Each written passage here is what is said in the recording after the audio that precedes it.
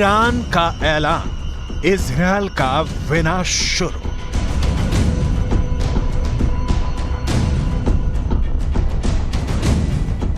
Gaza में भयंकर नरसंहार का बदला अब ईरान लेगा।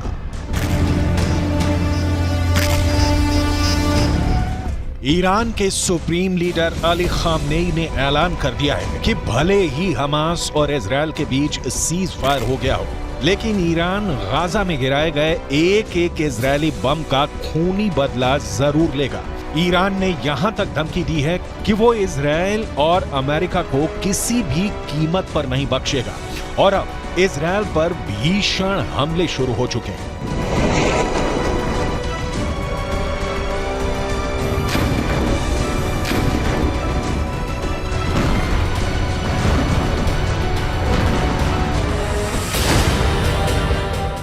गाजा में एक एक बम का बदला लेगा ईरान।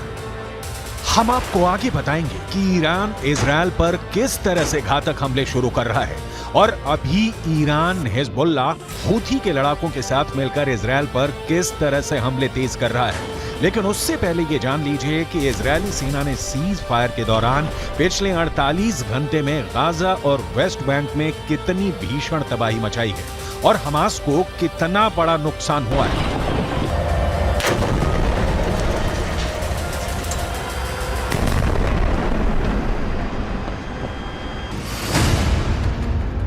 इजरायल सुरक्षा बलों यानी आईडीएफ ने दावा किया है कि पिछले 24 घंटे में हमास के नौसेना बल के कमांडर को उसने मार डाला है। Commander Umar Abu Jallah Hamas की नौसेना बल में एक सीनियर कमांडर था। कमांडर उमर अबू जल्लाह को इजरायली सेना ने हवाई हमले में मारा है। अब तक हमास के 70 से ज्यादा कमांडर मारे जा चुके हैं। कमांडर उमर अबू जल्लाह से पहले दक्षिणी खान यूनुस बटालियन के कमांडर बिलाल अल कीदरा मारा गया था, जबकि उससे पहले कमांडर अयमन नोफेल और मेजर जनरल जियाद मोहिसेन भी मारे जा चुके हैं। जबकि हमास कमांडर मुराद अबू मुराद, अली कादी और मोहम्मद कटमश को भी आईडीएफ मार चुकी है।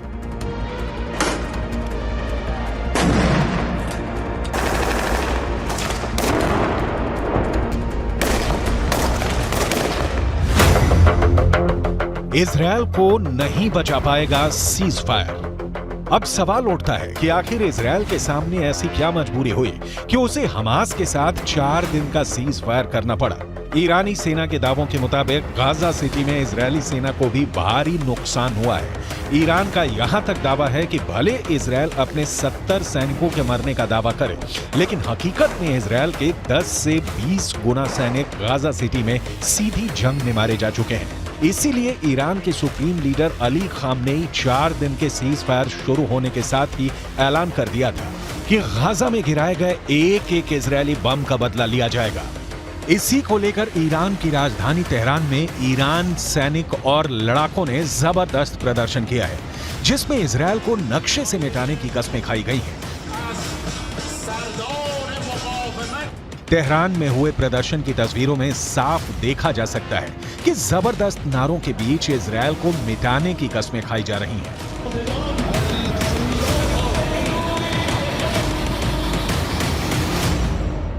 در نجات مردم فلسطین اقدام تعیین کننده یا انجام دهد بر ناامیدی ملت‌ها از دولت‌ها و بی‌تابی آنها در دفاع از فلسطین افزوده می‌شود. ईरान का ऐलान, इजरायल का विनाश शुरू।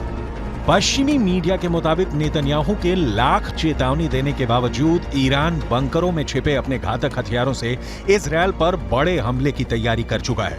एक अनुमान के मुताबिक इजरायल पर हमला करने के लिए ईरान ने शाहिद सीरीज के आत्मघाती ड्रोन तैयार कर चुका है। इसके अलावा मुहाजिर 10, अराश 2 ड्रोन भी ईरान के बेहद घातक हथियार हैं, जो इजरायली शहरों को तबाह कर सकते हैं।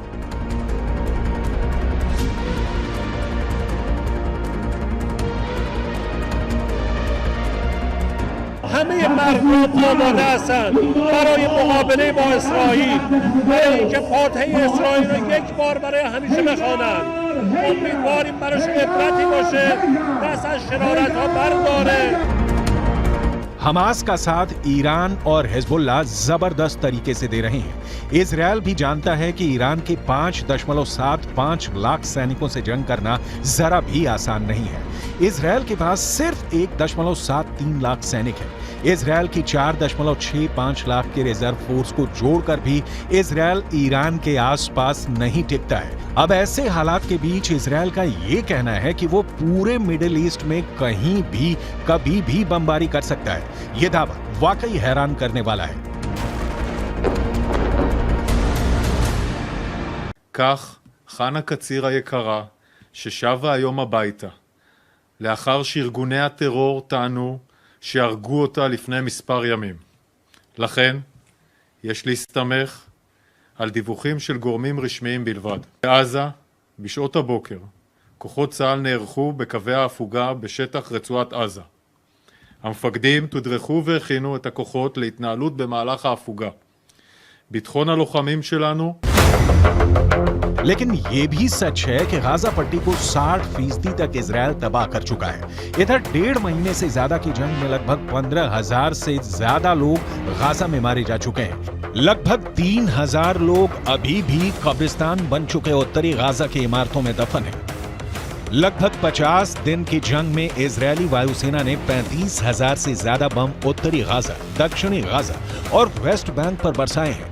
70 से ज्यादा हमास के कमांडर मारे जा चुके हैं। इजरायली फोर्स ने हमास के इस्लामिक जिहाद परिषद के मुख्यालय, कमांड सेंटर, सैन्य परिसर, दर्जनों launcher pad, anti tank post और वॉच टावर को मलबे में बदल दिया। इस दौरान फिलिस्तीनी इस्लामिक जिहाद आतंकवादी संगठन के सैन्य मुख्यालय को भी नष्ट कर दिया गया। इसके अलावा आईडीएफ ने हमास के कई बुनियादी ढांचे को भी बर्बाद कर दिया। इधर हमास के टॉप कमांडर इस्माइल हानिया ईरान के साथ मिलकर इजरायल से लंबे युद्ध की जबरदस्त तैयारी कर रहे हैं। जरा इन तस्वीरों को देखिए। हमास के नेता और टॉप कमांडर इस्माइल हानिया ईरान के विदेश मंत्री हुसैन अमीर अब्दुल्लाहियान के बीच एक जबरदस्त मीटिंग हो चुकी है। दावा किया जा रहा है कि कतर की राजधानी दोहा में हुई इस मीटिंग में ईरान ने हमास की लीडरशिप को साफ कर दिया है कि ईरान इजरायल के खिलाफ जंग में उतर चुका है। अब ईरान की बेतहाशा सैन्य ताकत हमास की ताकत बन गई है।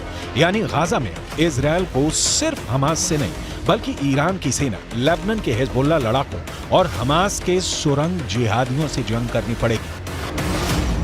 אני כבר רואה את האזרחים של עזה הולכים עם דגלים לבנים לאורך החוף ונעים דרומה. וחיזבאללה גוררת לבנון למלחמה שעלולה לקרות. והוא עושה טעויות. אם הוא יעשה טעויות מהסוג הזה כאן, गाजा में एक एक बम का बदला लेगा ईरान। लेकिन वहीं दूसरी तरफ इजरायली सेना के हौसले 7वें आसमान पर पहुंच गए हैं। जरा देखिए कैसे।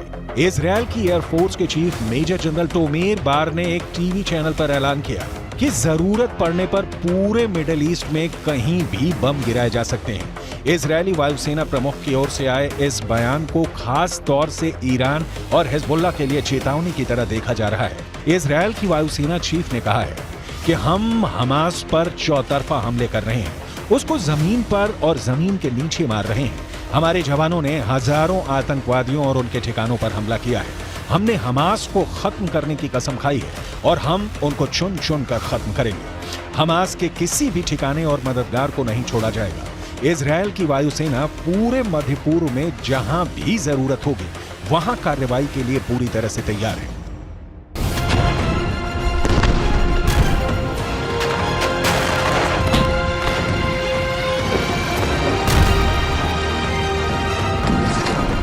אנחנו חודש כבר במלחמה, פוגעים מאוד מאוד קשה בחמאס, פוגעים בהנהגה של חמאס, פוגעים במפקדים, פוגעים במחבלים, הורסים לחמאס את התשתיות בעזה, ואנחנו גם כל הזמן במוכנות לאזורים אחרים. הבסיס הזה יודע להגיע. हमास की मौजूदा सैन्य क्षमता को देखें तो उसके पास ज्यादातर ईरान के दिए हथियार हैं। इजरायल पर मौजूदा हमले में फज्र 3 और फज्र 5 रॉकेट का इस्तेमाल किया जा रहा है। ये दोनों ही सतह से सतह पर मार करने वाली मिसाइलें हैं। इनमें से फज्र 3 43 किलोमीटर तक वार कर सकती है, जबकि फज्र 5 75 किलोमीटर तक तबाही मचाती है। ईरान से हमास को छोटी दूरी तक मार करने वाले रॉकेटों का जखीरा भी मिला है। इसके अलावा हमास हथगोलों और विस्फोटकों का जमकर इस्तेमाल कर रहा है।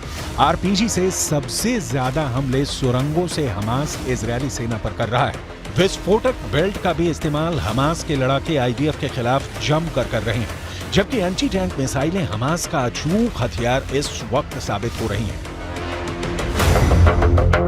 कुल मिलाकर ईरान गाजा में इजरायल से खूनी बदले लेना शुरू कर चुका है। अब देखना होगा इजरायल एक साथ हमास, हिजबुल्लाह और ईरान को हमले का जवाब कैसे देगा और सीज फायर के बाद ईरान इजरायल पर किस तरह के घातक हमले करेगा।